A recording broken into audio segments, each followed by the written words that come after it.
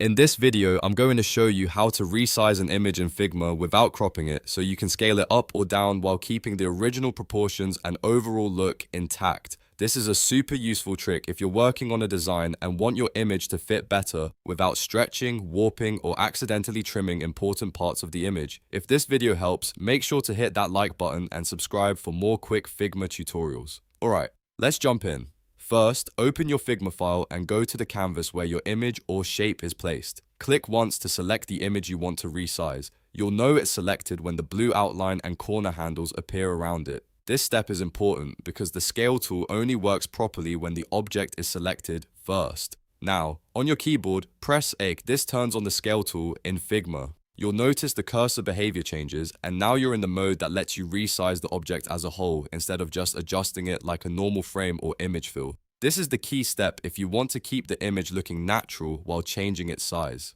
With the scale tool active, move your mouse to one of the corner handles of the selected image. Click and drag outward to make the image bigger, or drag inward to make it smaller.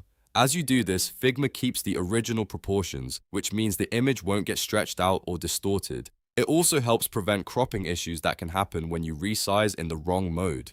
If you need a more precise adjustment, you can drag slowly and watch the size change in real time. This is especially helpful for UI mockups, social media graphics, and layout work where even a small change in image size can make a big difference. The great thing about using the scale tool is that it gives you a clean, proportional resize with much less risk of messing up the composition. If you ever want to go back and make another adjustment, just select the image again and press K once more to re-enable the scale tool. Then resize it again as needed. That's really all there is to it. So to quickly recap, select your image or shape, press K to activate the scale tool, and then drag a corner handle to resize it without cropping or distorting it. It's a simple technique, but once you know it, it can save you a lot of time inside Figma.